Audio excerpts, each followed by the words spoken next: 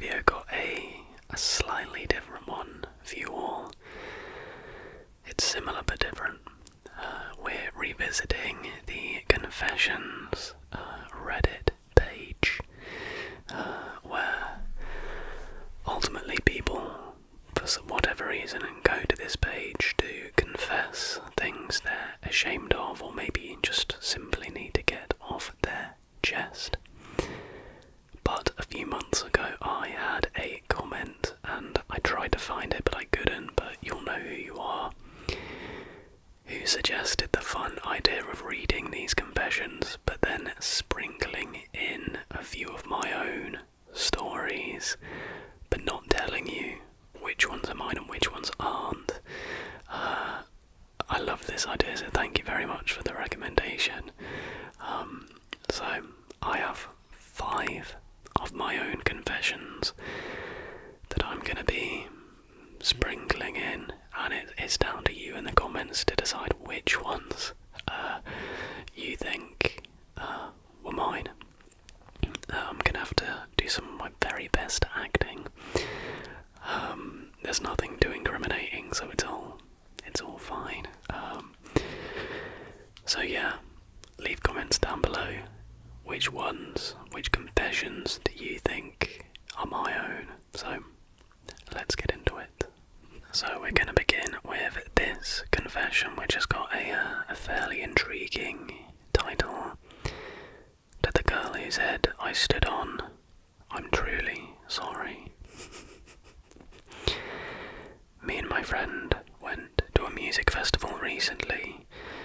It was a weekend event, and on the Saturday, the big headliners didn't really interest us, so we decided to head to one of the smaller tents to close out the day. It was brilliant, and it was pretty rough in there, but I've been to my fair share of concerts, so it wasn't anything new to me. Well, soon they played one of their more exciting tracks, and multiple people fell to the floor, including a girl just in front of me who didn't just fall down but was fully pretty much laid on the ground.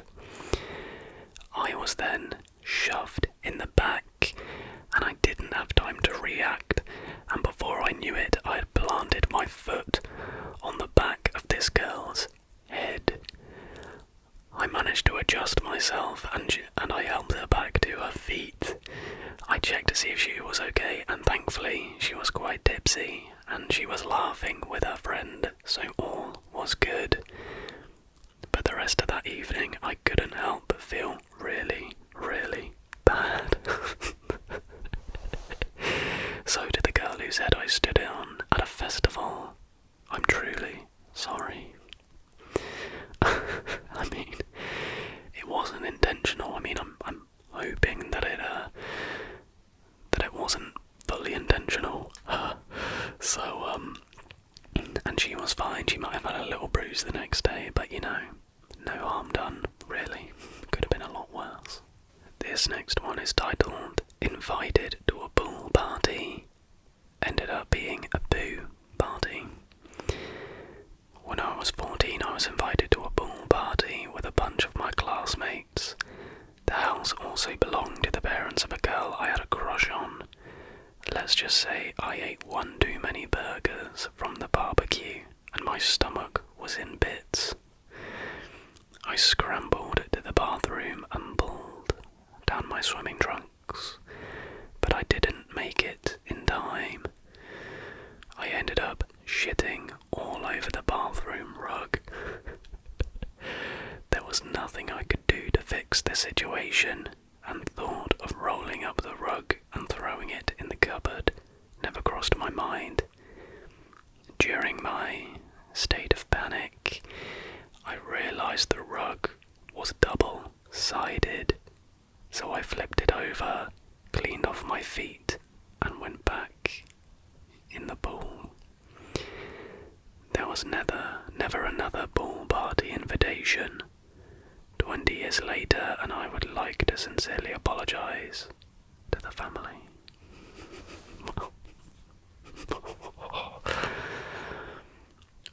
I just hope they found that quick. Like, imagine that absolutely festering, festering under that carpet. That is absolutely foul. Next up we have, I made up a fake job to impress someone, and now it's getting out of hand. So, I met somebody at a party who seemed super successful and put together. So when they asked what I did for work, I completely blanked. And instead of just being honest, I blurted out, I'm a graphic designer. I'm not. At first I thought it was harmless because it was just a random party. But we actually got along really well and started texting. She kept asking about my design and projects, so I had to make stuff up. I started googling graphic design terms and sending vague replies like just working on some logo concepts, or super busy with a branding project. We've been hanging out more and more, and then she's talking about recommending me to their friends for work. I even faked an online portfolio by stealing images from Pinterest. It's truly getting out of hand, and I don't know what to do. That is mental. The genuine only solution I can think of is become a graphic designer.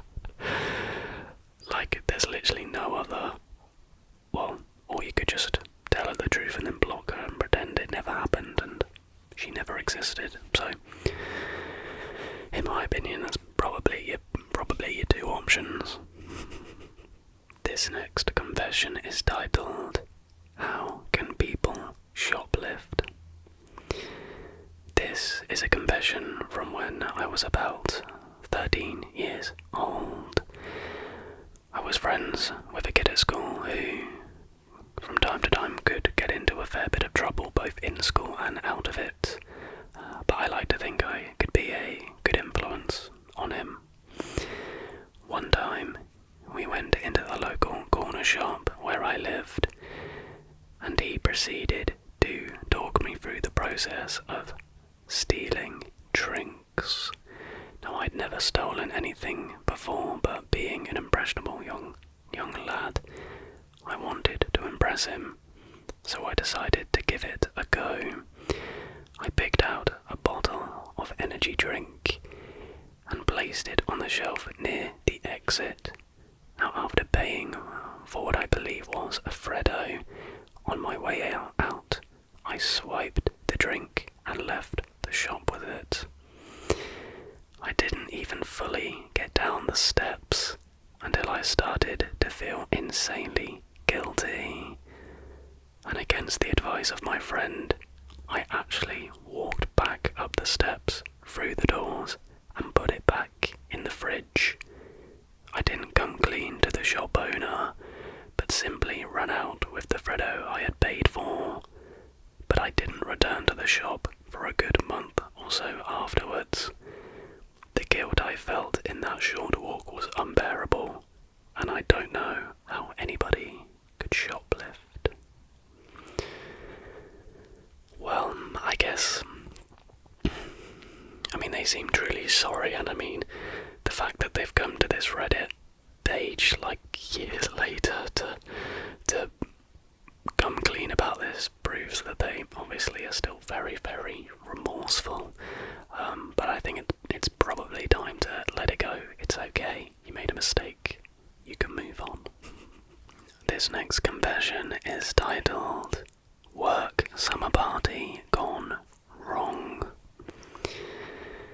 It was my work summer party a few months ago. I work for a London-based company, and they decided to put money behind the bar and also provide a ton of free drinks, cocktails, beers, everything. I mixed quite heavily and ended up getting quite drunk. Anyways, for a little bit of context, I am one of the few employees who work in London but don't actually live there. So after going to a club after the first venue, I had to get the last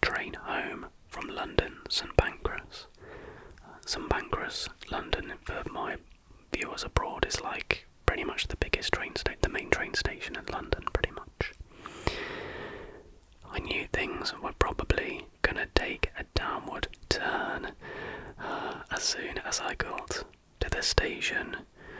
I was 45 minutes early, and after sitting down on one of those cold metal benches, I was abused by a homeless person for not having any change to give them. I then proceeded to fall asleep on the bench, but thankfully woke up 10 minutes before my train left and got on the train, no problem. I made it to the first station, still awake, but after that point was when things got really bad. To cut a long story short, I fell asleep and I woke up to well over 30 to 40 missed messages and phone calls from my girlfriend. I panicked and instantly sobered up and knew the error that I had done. I jumped on Google Maps to verify my horror, and lo and behold, my location was well above my stop and actually past the stop after mine. I was midway between the penultimate and the final destination. To my shame, I rang my girlfriend back to let her know I was alive, but that I'd made a severe error. Therefore, at 3 o'clock in the morning, I got off the train at the end destination and waited for my girlfriend to come and get me, who had to drive 40 minutes there and 40 minutes home. We didn't get back home until about 4:30 in the morning, and she had to be up for work in 2 hours. Fair to say, she wasn't too happy, but thankfully we were able to see the funny side of it pretty soon. But I'm still very, very sorry, and don't think I'll be drinking that much again. That's a good story.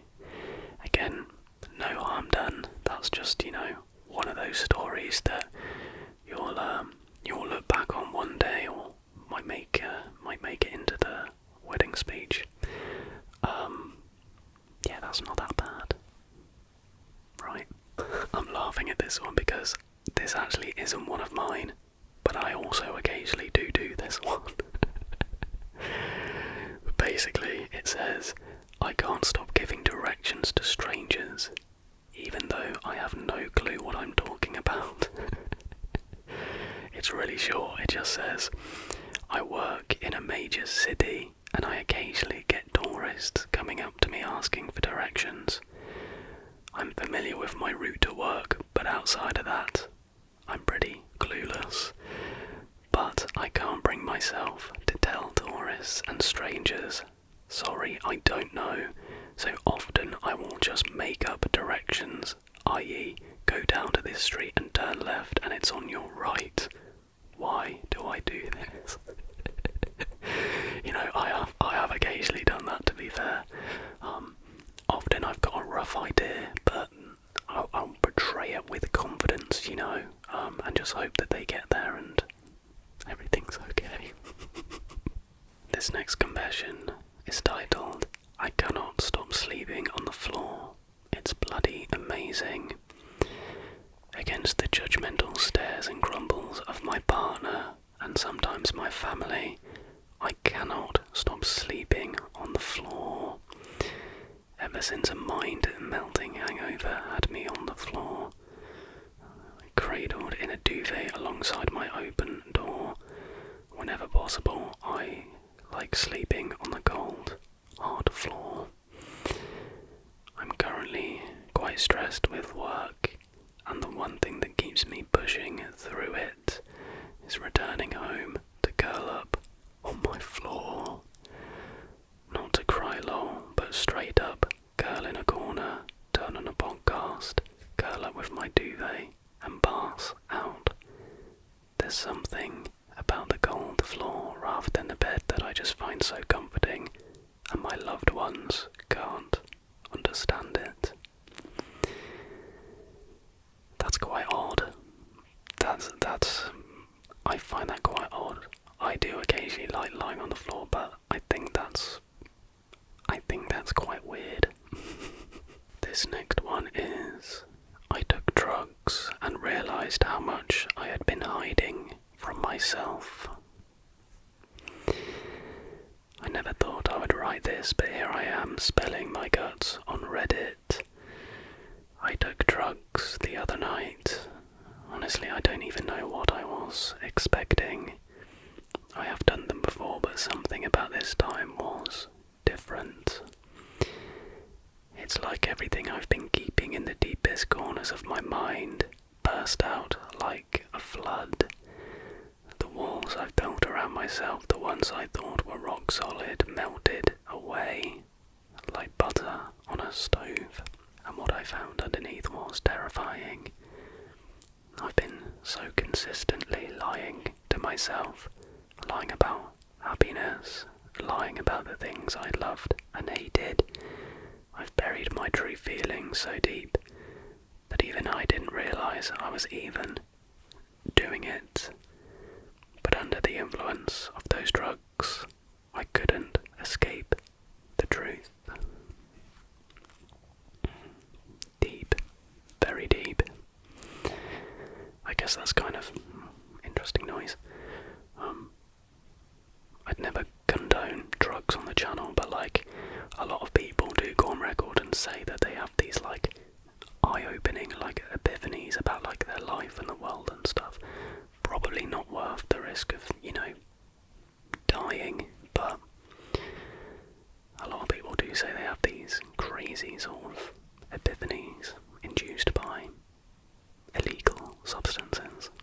This next confession is, I avoided getting a job at college thanks to the ultimate side hustle. So, I entered into my 4th year at college. I always worked over the summers, so I didn't have to work while I was studying. However, in my 4th year, money began to get quite tight, and I started umming and ahhing about getting a job finally. However, to cut a long story short, Disney released an app, a DOPS app, where you traded, bought, and opened packs to collect virtual cards. I'm a huge trading card nerd, so I first downloaded this out of curiosity and for fun. However, I soon realised I'd accumulated a number of cards that actually had some real life value. Fast forwarding a few months, but across that 4th year, I must have sold these virtual cards for a total of around $300, which doesn't sound like a lot, but this was enough to buy my food and prevent me from needing to get a real job. So to Tops and to Disney, I say thank you. Hey, I respect it. I massively respect it. If people are kind of silly, I guess, enough to pay the money for those virtual cards, hey, you go and sell those virtual cards. I'm all for like weird and unique side hustles, so you do you, mate. You do you. Okay, this confession is, I lied about being allergic to pineapple for years. This started when I was like 10, and my mum kept forcing me to eat pineapple even though I hated it. The texture, the taste, everything was just so gross to me. So one day I told her it made my throat itchy and she flipped out, thinking that I was allergic. Suddenly, no more pineapple. I thought I was a genius. But here's the thing, it got quite out of hand. My whole family started telling restaurants I had this severe allergy. My friends at school knew about it and would avoid anything pineapple related around me. I felt like I couldn't backtrack without looking insane. I even started googling real allergy symptoms to keep my story straight. Fast forward to university, my roommate ordered a pizza with pineapple and was like, "Oh, sorry, I forgot about your allergy." I was too embarrassed to tell the truth, so just said, "Yeah, thanks for the heads up." I'm now 24 and can't stop living this lie. Well, I mean, I'm pretty sure you could just say that you tried it again and it didn't have the same effect, right? Because can't you, like, technically grow out of some allergy? So you could just say, like, "Oh, I tried it and it didn't have that effect," so that way you've avoided pineapple your whole life. But no, you don't have to live with the guilt of the lie. It's not really hurting anyone though, is it? Realistically, it's like a little white lie, essentially. This next confession is, I fell in love briefly with a girl who said thank you to me. This is a very short one.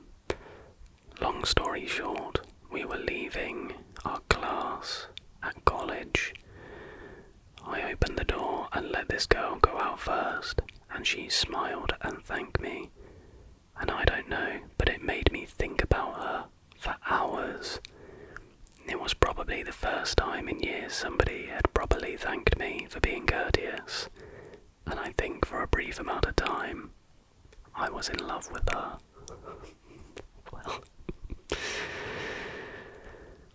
I mean, I feel like that probably speaks volumes about society and wherever this person was based, like manners and whatnot. It's probably not a good indication, really. This is the last confession. I fake laughed at a joke for years and now it's too late to stop.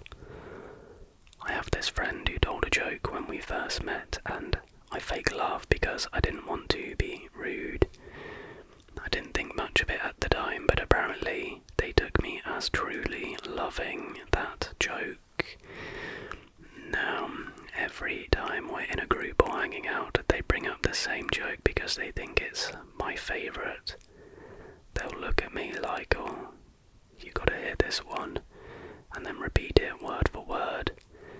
Every single time I laugh again because I don't know how to break this cycle. It's been 5 years. 5. The joke wasn't funny the first time and now it haunts me. I even catch myself pre-laughing when they start telling it because it's so predictable. I'm trapped in this endless loop of fake joy, and it's 100% my fault for pretending to like it in the first place. What do I do? Well, my question is, what's the joke? I want to know the joke. But not really a lot you can do. That's one of those things that, unless they read this Reddit thread, they're never going to find out. So you can just keep it going until the day you die and the day they die, and they'll be none the wiser. So it's fine. It's just something you've got to do. I'm sure they don't tell it all the time. But yeah, that's it. I actually only did 4 of my own confessions. That's 4. I was going to do the 5th, but it was a rubbish one anyway. Because I'm a good boy. I don't really have many things to tell. Or my memory's just terrible. So yeah, 4 of my own confessions sprinkled in there. Can you work out in the comments which ones were mine? There was only one where I might have given it away a little bit, but the others, I'd say my acting for all of them was pretty good. Maybe. But anyways, that is going to do it for tonight's video. I really hope you did enjoy it. If you did and you're able to, then please do give this video a like and subscribe